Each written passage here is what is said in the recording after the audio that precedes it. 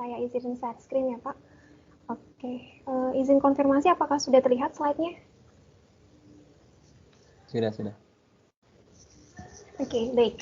Assalamualaikum warahmatullahi wabarakatuh. Selamat siang Bapak Hanafi dan juga rekan-rekan semuanya. Siang hari ini saya akan melakukan presentasi terkait dengan sedikit materi mengenai gambaran umum PT Pertamina Persero dan juga PT Pertamina RU 4 Cilacap secara khususnya sesuai dengan tugas yang telah diberikan oleh Bapak Hanafi kemarin. Nah, mungkin tadi saya sudah perkenalan diri, namun saya izin perkenalkan diri lagi. Nama saya Afriza Nimatus Saada, biasa dipanggil Afriza. Saya adalah mahasiswi Teknik Kimia Universitas Diponegoro angkatan 2018. Jadi saat ini saya menginjak ke semester 7. Nah, ini adalah beberapa pokok bahasan yang mungkin akan saya ulas sedikit. Pertama, nantinya saya akan mendahuluinya dengan profil perusahaan dari PT Pertamina Persero. Kemudian saya akan mengulas sedikit tentang bidang-bidang usaha apa saja sih yang dijalankan oleh PT Pertamina itu, kemudian produk dan jasa apa yang disediakan oleh PT Pertamina. Kemudian nantinya akan saya tutup dengan ulasan sedikit terkait dengan PT Pertamina RU 4 Cilacap. Baik, sebagaimana kita ketahui bersama ya, bahwa sejatinya PT Pertamina Persero itu sudah didirikan sejak tahun 1950-an. Artinya saat ini PT Pertamina Persero itu sudah memasuki ke dekade ke-7. Nah, seiring dengan berjalannya waktu hingga tahun 2021 saat ini, PT Pertamina Persero itu sudah mengalami banyak sekali peristiwa penting, banyak sekali perubahan-perubahan yang terjadi di dalamnya. Nah, apa saja perubahan-perubahan tersebut? Mari kita lihat. Yang pertama, mula didirikannya PT Pertamina itu adalah berdirinya PT Eksploitasi Tambang Minyak Sumatera Utara sekitar tahun 1950-an. Nah, kemudian di tahun 1957 terjadinya perubahan nama dari PT Eksploitasi Tambang Minyak Sumatera Utara menjadi PT Perusahaan Minyak Nasional atau yang bisa disebut sebagai Permina. Nah, kemudian di tahun 1961 PT Permina ini kemudian berubah statusnya menjadi perusahaan negara atau PN Permina. Kemudian di tahun 1968 terjadilah peleburan usaha antara PN Permina dan juga PN Pertamin sehingga timbullah atau terbentuklah PN Pertamina. Kemudian di tahun 1971 PN Pertamina ini mengalami perubahan nama lagi menjadi Perusahaan Pertambangan Minyak dan Gas Bumi Negara. Kemudian di tahun 2003 barulah perusahaan ini mengalami perubahan nama menjadi PT Pertamina Persero atau sesuai yang kita ketahui sekarang. Nah, sebetulnya bidang-bidang usaha apa saja sih yang dijalankan oleh PT Pertamina Persero? Nah, dapat dikatakan bahwa PT Pertamina Persero ini merupakan suatu bisnis yang terintegrasi, mulai dari segmen upstream atau hulu hingga segmen downstream atau hilir, dengan berbagai macam bidang usaha yang dia jalankan. Nah, apa saja? Sesuai dengan Akta nomor 29 tanggal 13 April 2018, PT Pertamina Persero itu dapat melaksanakan berbagai macam bidang usaha. Antara lain, yang pertama, melaksanakan kegiatan eksplorasi dan juga eksploitasi minyak dan gas bumi. Selain itu, PT Pertamina Persero juga menyelenggarakan kegiatan di bidang energi listrik, misalnya geotermal dan lain sebagainya. Kemudian melaksanakan kegiatan penyediaan bahan baku, pengolahan, pengangkutan, penyimpanan, dan niaga bahan bakar nabati atau biofuel. Kemudian melaksanakan kegiatan pengolahan, pengangkutan, penyimpanan, dan niaga untuk minyak bumi, gas bumi, bahan bakar minyak, bahan bakar gas, dan atau hasil produk lainnya. Dan yang tidak kalah penting, PT Pertamina Persero juga terus bergerak di bidang pengembangan, eksplorasi, produksi, dan niaga untuk energi baru terbarukan. Nah, berdasarkan berbagai macam bidang usaha yang telah dijalankan oleh PT Pertamina Persero, maka PT Pertamina Persero ini menghasilkan banyak sekali produk dan jasa yang tidak bisa saya sebutkan satu persatu. Akan tetapi, poin-poin yang saya tampilkan di slide ini merupakan poin-poin penting yang harus kita apresiasi untuk PT Pertamina Persero, karena tercatat di annual report dari PT Pertamina Persero tahun 2020, PT Pertamina Persero mampu menyalurkan bensin sebanyak 8,48 juta kiloliter, kemudian menyalurkan diesel sebanyak 13,82 juta kiloliter ke seluruh ke Indonesia dengan melalui 1088 Pertashop outlet dan juga 243 titik atau poin.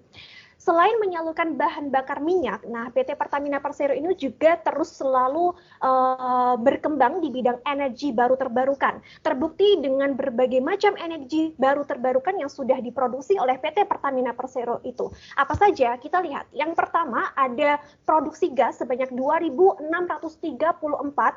MMSCFD, kemudian ada 4.618 energi yang diproduksi dari panas bumi, kemudian ada 4,4 megawatt kapasitas pembangkit listrik tenaga biomass, dan lain sebagainya yang tidak bisa saya sebutkan satu persatu.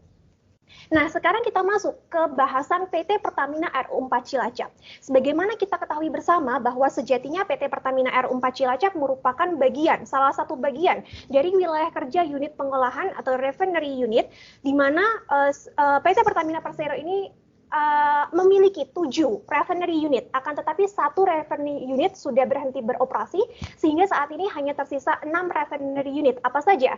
Ada RU2 di Dumai, kemudian RU3 di Pelaju, kemudian RU4 Cilacap, RU5 Balikpapan, RU6 Balongan, dan juga RU7 di Kasin. Nah, yang perlu kita highlight bersama di sini adalah bahwa ternyata PT Pertamina RU 4 Cilacap ini memiliki kapasitas produksi yang jauh lebih besar dibandingkan dengan refinery unit lainnya yang ada, yaitu dia mampu menghasilkan sebanyak 348.000 barel per day. Adapun PT Pertamina RU 4 Cilacap juga diproyeksikan memiliki pengembangan kilang dan pembangunan kilang baru lebih besar dibandingkan dengan refinery unit lainnya, yaitu sebesar 400.000 barel per day. Nah, selain itu, PT Pertamina RU 4 Cilacap ini juga memiliki fakta-fakta unik yang perlu kita tahu. Kita lihat, yang pertama, PT Pertamina RU 4 Cilacap ini memiliki fasilitas terlengkap tentunya dibandingkan dengan refinery unit lainnya. Hal ini terkait dengan kapasitas produksi yang jauh lebih besar dibandingkan RU lainnya.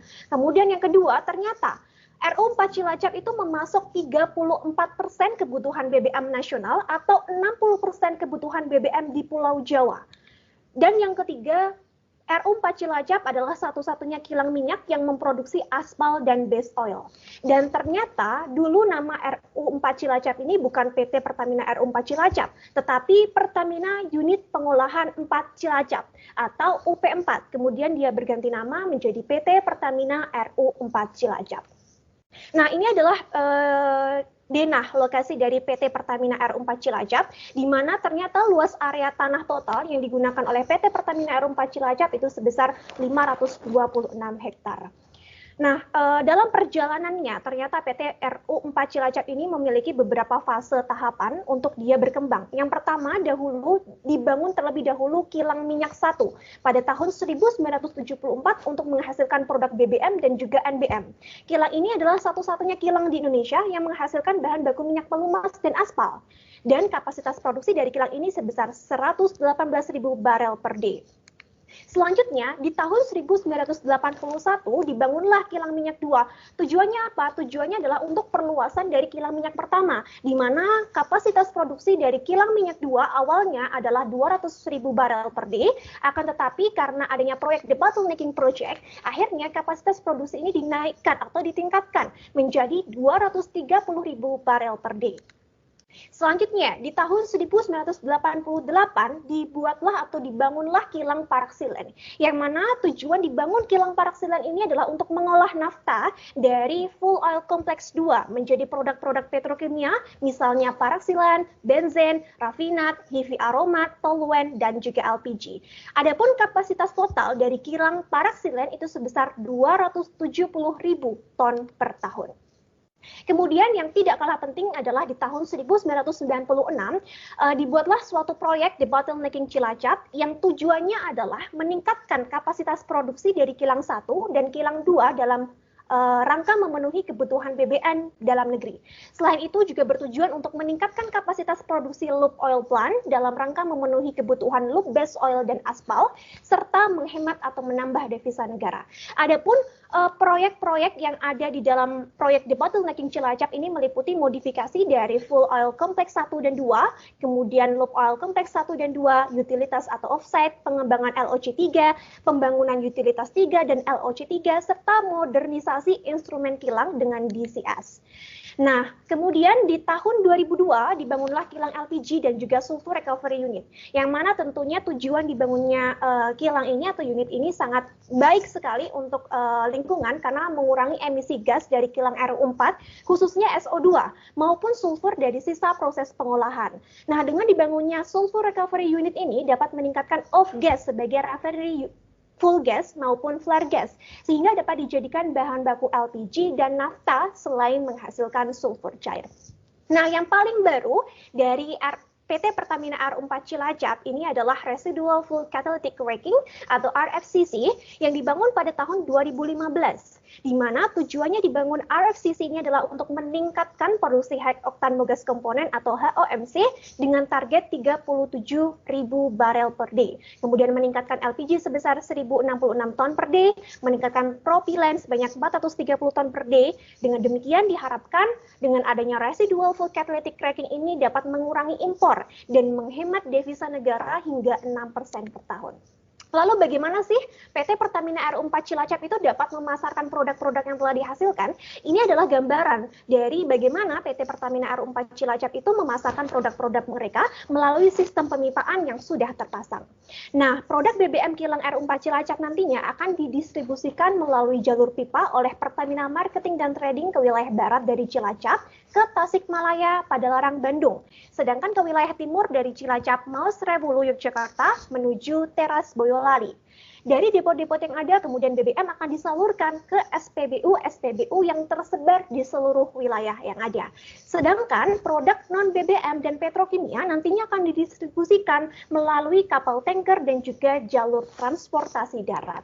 Sekian presentasi yang dapat saya sampaikan. Apabila ada kesalahan, saya mohon maaf yang sebesar-besarnya. Assalamualaikum warahmatullahi wabarakatuh. Saya kembalikan lagi ke Pak Hanafi. Baik, terima kasih Mbak Afriza. Presentasinya luar biasa ya. Terima kasih, Pak.